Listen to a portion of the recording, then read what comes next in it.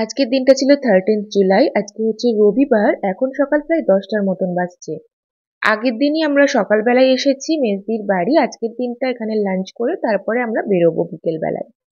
সকালবেলায় উজ্জ্বলদা হচ্ছে এখানে সাউথ ইন্ডিয়ান ব্রেকফাস্ট নিয়ে এসেছিল। একদম গরম গরম ইডলি তখনই বানিয়েছে, একদম হাতে দেওয়া যাচ্ছে না, এতই গরম। আমার ইডলি বা সাউথ ইন্ডিয়ান যে কোনো ব্রেকফাস্ট খেতে ভীষণ ভালো লাগে। তার সাথে ইডলি বড়া নিয়েছিলাম আর হচ্ছে 2 রকমের চাটনি। সাম্বারটা নিইনি কারণ কি অনেক হেভি হয়ে যেত। আর এই যে কালকে যে গিফটটা আমরা নিয়ে এসেছিলাম, কালকের থেকে আর খোলার সময় হয়নি। আজকে সকালবেলায় ফাইনালি মিস্ত্রিকে বললাম যে এটা ওপেন করো, আর হচ্ছে এটাতে জল দিয়ে এটা পুরো যে ঝর্ণাটা সেটা চালিয়ে কোথায় রাখবো সেটাও দেখে নেব। তো এই যে এটা আজকে ওপেন করা হলো সেই জন্য। আর তারপরে এখানে জল দেওয়ার পরে 2-3টে জায়গায় রেখে ট্রাই করা হয়েছিল যে কোথায় কেমন লাগছে। তবে ফাইনালি দেখা গেল সোফার পাশে যে এরকম সাইড কর্নারটা সুন্দর করে সাজানো আছে সেইখানেই রাখলে বেশি ভালো লাগছে। আর যেহেতু প্লাগ পয়েন্টটাও আছে এখানে, তবে শুধু এই ফাউন্টেনটা রাখলে ভালো লাগছিল না, তার সাথে আরো দুটো শোপিস যদি দুটো তাকে রাখা হলো তখন বেশ জায়গাটা দেখতে গর্জিয়াস লাগছে। আমার তো ভীষণ ভালোই লেগেছে।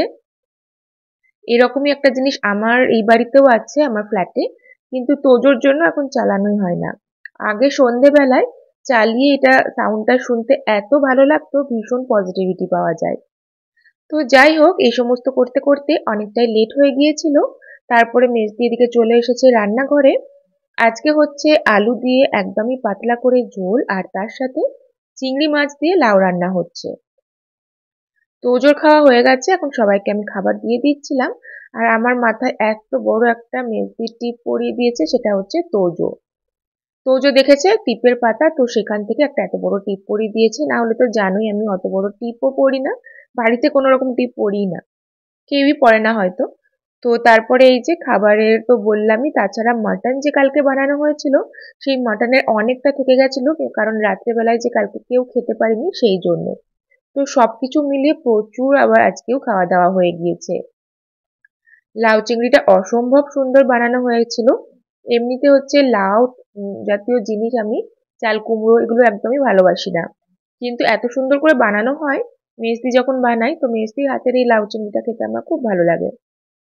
এইদিকে তোজোর খাওয়া দাওয়া হয়ে গেছে, সে বাইরের ঘরটায় বসে বিভিন্ন রকম প্রাকৃতিক দৃশ্যের ছবি তুলছিল। তা করতে করতেই আমরা 4:30-এর দিকেই বেরিয়ে পড়েছিলাম, যাতে ট্রাফিকটা কিছুটা হলেও যদি কম পাওয়া যায়, 5:30-6টার মধ্যে যদি বাড়িতে পৌঁছে যাওয়া যায়। তো এরপরে কি করলাম সেটা পরের ব্লগে শেয়ার করব। এই ব্লগটা আপাতত এখানেই শেষ করছি। ভিডিওটা ভালো লাগলে অবশ্যই লাইক কমেন্ট শেয়ার করে দিয়ে পেজটা ফলো করে দিও। পরের ব্লগে দেখা হবে। সবাই ভালো থেকো, সুস্থ থেকো। টাটা।